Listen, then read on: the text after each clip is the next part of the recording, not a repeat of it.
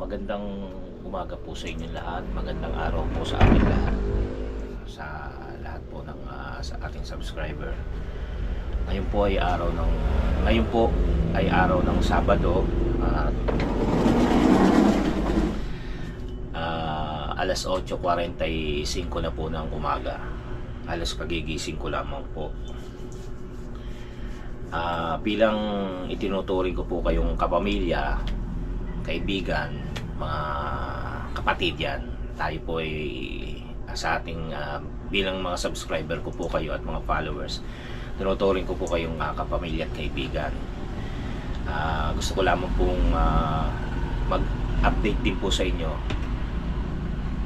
sa pangyayari.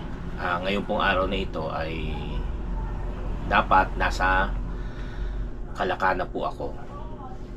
Papunta po ako sa Kalaka. Yan. Siguro po ngayong mga oras na ito, kung ako po'y nasa biyahe, nasa Twin Lakes na po ako.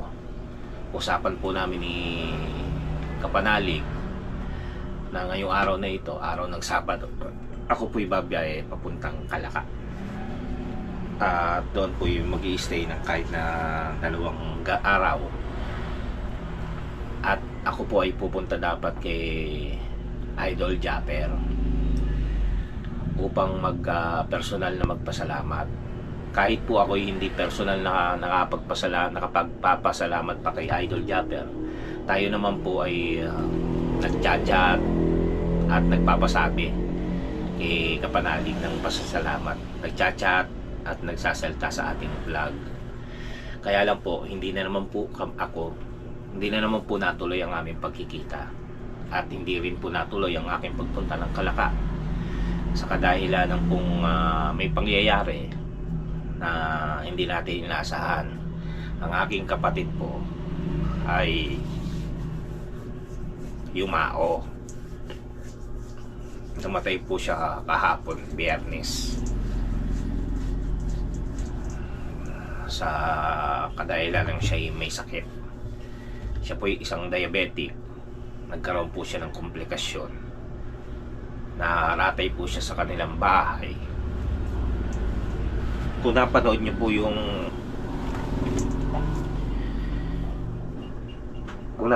yung vlog ko dati, yung Pasko na pinuntahan ko siya. Yun. Tapos na hospital po. Na hospital.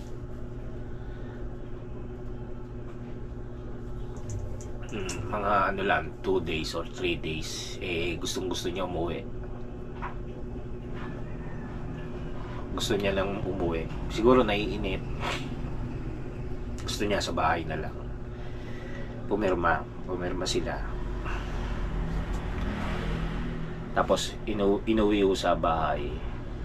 Mga 1 hour wala na ako. Gusto niya lang siguro magpauwi at nararamdaman niya na siya'y bibigay na, kaya nagpauwi na lang po siya sa bahay. Gusto niya doon na lang sa bahay mawala ng yun, yung magpaalam na sa pamilya. Yan.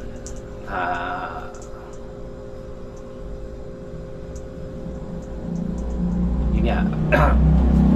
hindi tayo nakapunta kay Kapanalig tsaka kay Idol Japper. Yun dahil sa kadahilan lang ganyan. Siya po ay sinundan ko sa aming magkakapatid. Walo po kami magkakapatid. Actually siya, may namatay pong isa. Pero bata pa po yun nung sanggol pa po. Ngayon po siya po ang aking sinundan. Pareho po kami nagta-tricycle. Sobrang close ko po. Halos lahat naman sila close ko. Halos lahat po ng mga kapatid ko ay malapit po sa akin. Ito po kasi ang lagi kong kainuman. Pumupunta rito sa bahay. Naiyak ako. Pumupunta rito sa bahay. Tapos minsan ako naman din sa bahay nila. Tapos pagka minsan yung tropa ko, tatawagin ko siya, minsan yung tropa niya tatawagin niya ako. Kaya masakit, masakit sa akin para isipin na gano'n. Kaya lang wala ako tayong magagawa. Kailangan natin tanggapin na kinuha na siya ni Lord. Yun lang, gusto ko lang po kasi mag-update kasi hindi po tayo makapag-upload or yun nga, makapag-upload sa YouTube dahil nga sa pangyayaring ito. Katulad lang nung hapon, nung isang araw at kahapon, medyo tuliro po tayo, medyo lutang ang ating isip, hindi po natin alam kung ano ang gagawin. Kaya gusto ko lang kung sakaling hindi pa po kayo makapanood ng ating vlog ay naway maintindihan nyo po na may pangyayaring dahil. Tsaka yun nga, sabi ko nga, bilang magkakapatid, bilang magkakaibigan, bilang magkakapamilya, dahil yung mga subscriber ko po kayo, gusto ko lang din na nai-update kayo, tsaka nare-report kung ano po yung nangyayari sa atin. So yun, mga kachokaran, naway maintindihan nyo po. Ngayon po, pipilitin po natin na makapag-upload pa rin po ng mga vlog natin kung ano man po ang pwede. Gusto ko rin po sanang iparating sa inyo at ipaalam na kasi yung pagpunta ko po kay Kapanalig talagang pinuspon ko na, hindi ko na po itinuloy kasi syempre kaya ako nagpupunta ron dahil sa gusto ko maging masaya yung ating pagsasama, yung mapapanood nyo pag nagkita pa naman kami di Kapanalig, talagang maharot, makukulit ang sa akin. Paano po ako magkukulit doon kung may pangyayari dito sa Navotas, di ba? Kailangan rin po ako dito. Halimbawa, may mga kailangan katulad nun, pagkuha ng mga bangko, nakatulong po tayo kasi may tricycle po tayo. Nanghihirap po kasi kami ng mga silya para sa upuan ng mga makikiramay.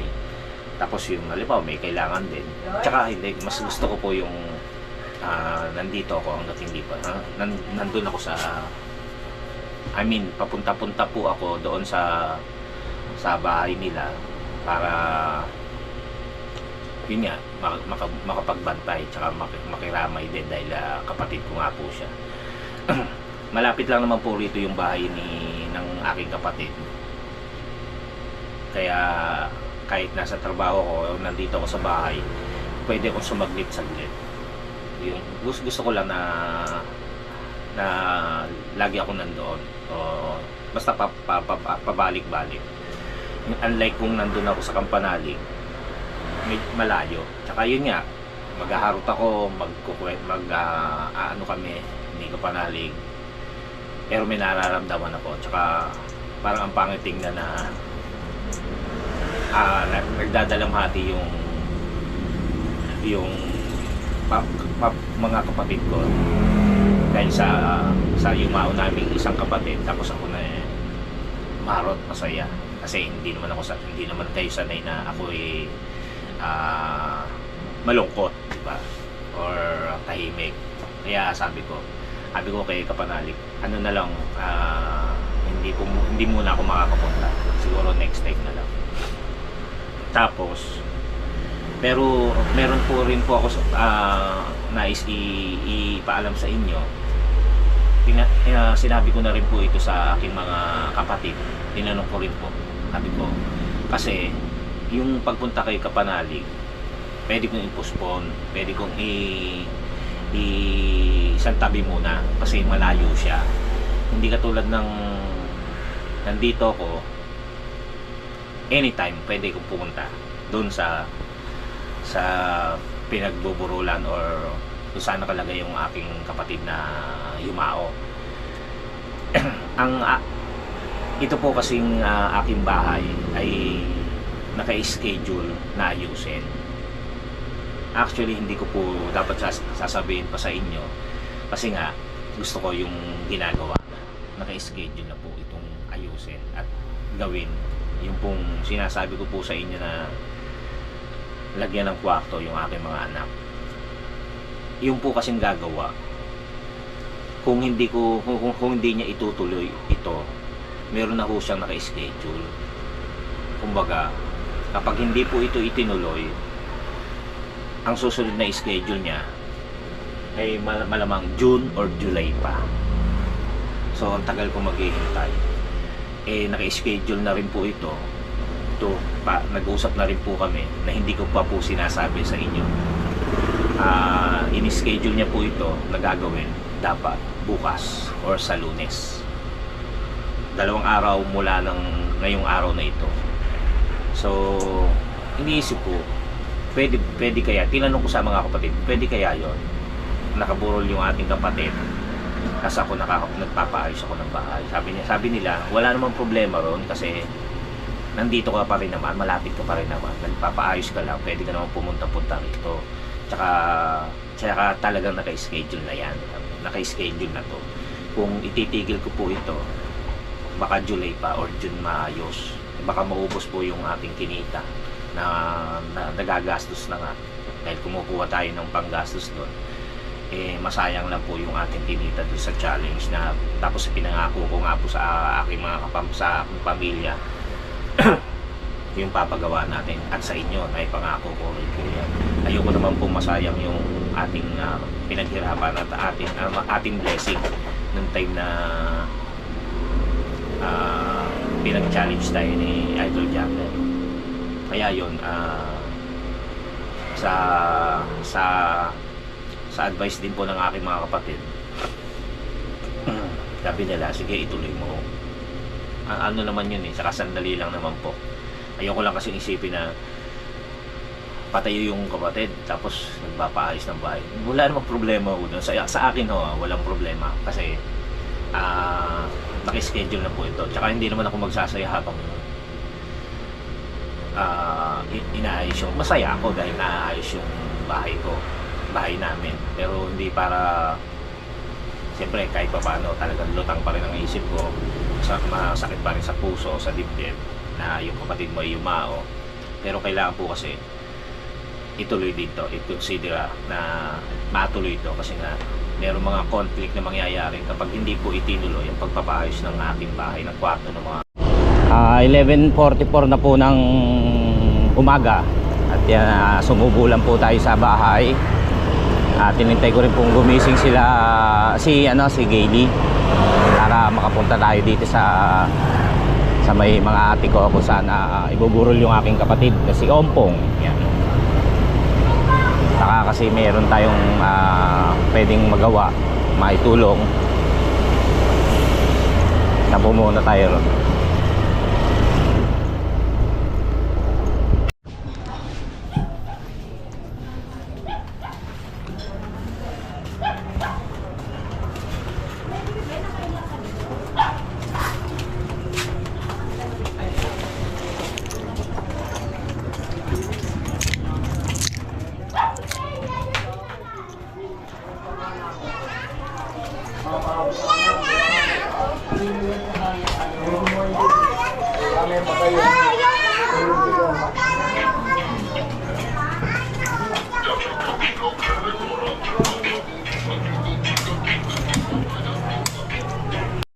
Ayan mga katsokaran, dito muna ilalagak si Ompong, yung aking kapatid, sa bahay namin dati na ngayon ay bahay na ng ate ko.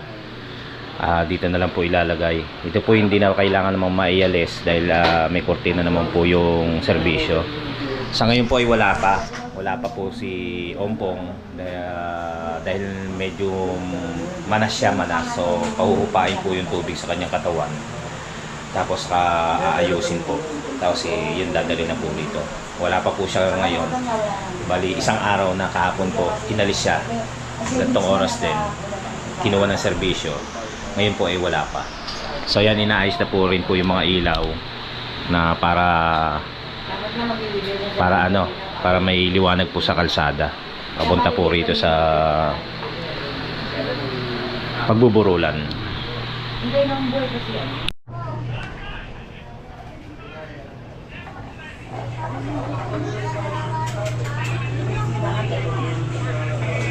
Yung extension ng kapitanya. Oo. Extension. Doon mo pagawa back sa may malapit sa mga... Ito yung aking apo. Siya po pala yung ikaw yung ano sa pinaka serbisyo punerarya. Kaibigan ko po, kaklase ko nung high school at ninang po ni Riley. Super close ko po ito. Kami ni Roy. Oo, hindi na uuwi si Roy no. Oo.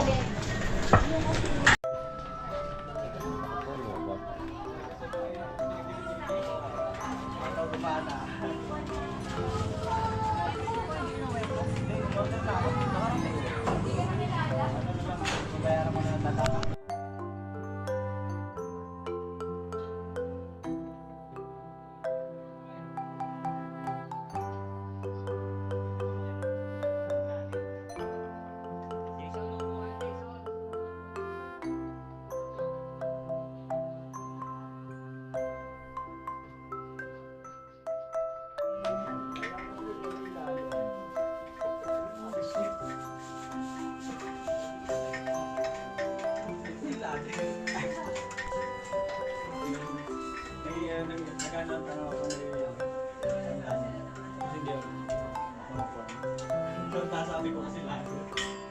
May metader kayo. Kasi ano naman pala kami sa nauboy. Sinamit. Nagdagdag Ano yung ba English? Isa lang ito. Antan nyo na maririnig sa akin. Actually. Shay, ko ba yan? Bawal mag actually.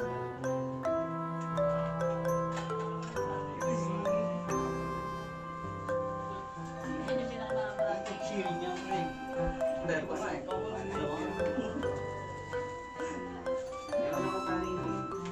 Ayun, dami. Ito. Sige ba? Kailangan palagay.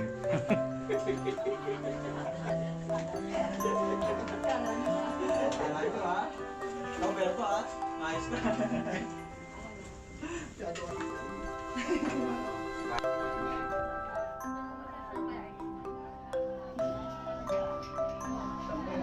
Si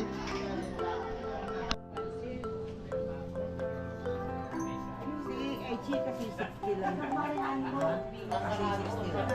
Oo, pala yung pinaganda pa rin. Sabi namin Julie.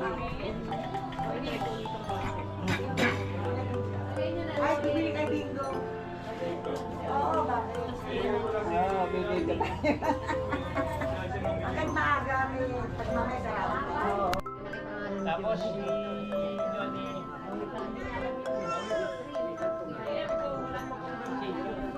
Walang tawag. Yan, yun. Nakamukha ko wala yung nakapikit siya. Nakapikit yung parang masino. Masino.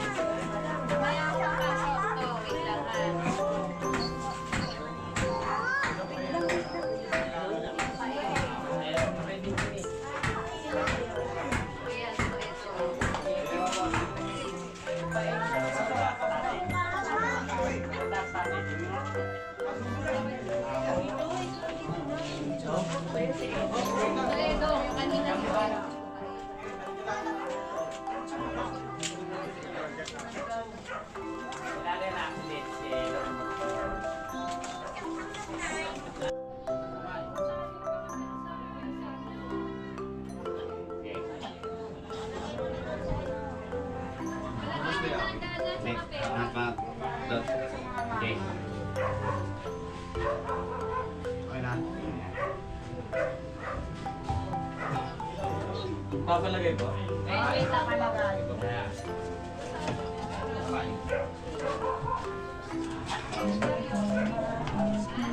Bukasan.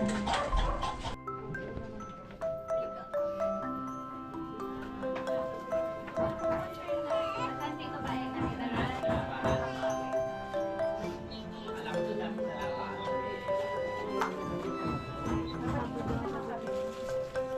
Okay na po.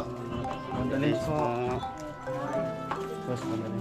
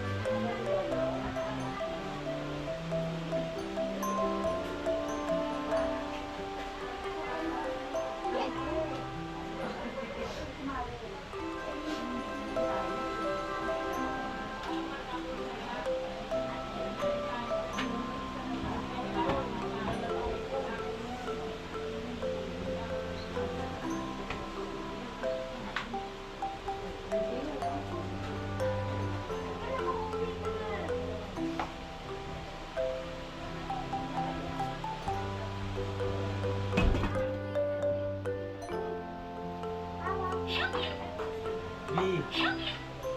Tama na, B.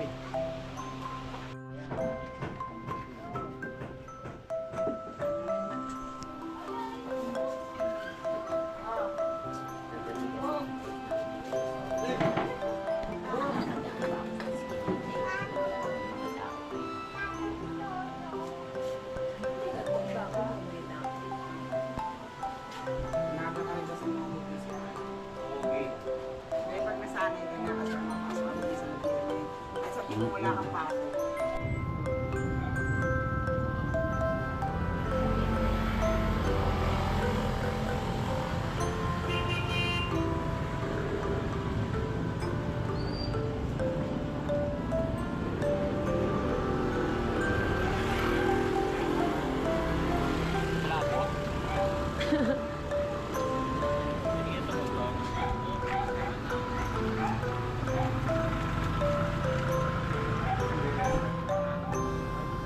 Kahit dyan na lang sa baba.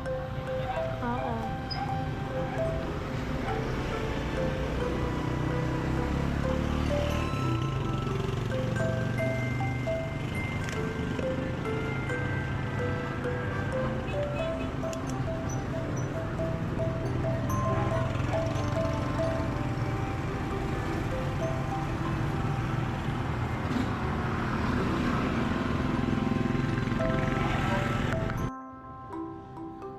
Ayan, inopit ko.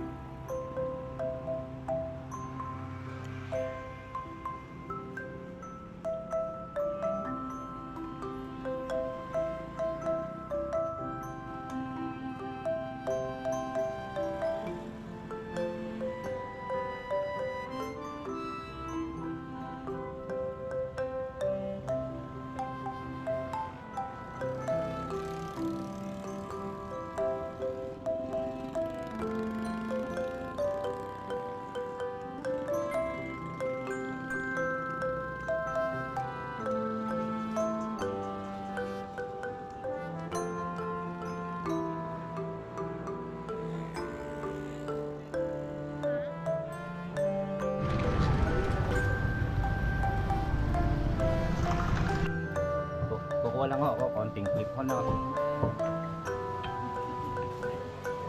Kunyari malungkot. Kapag nasita na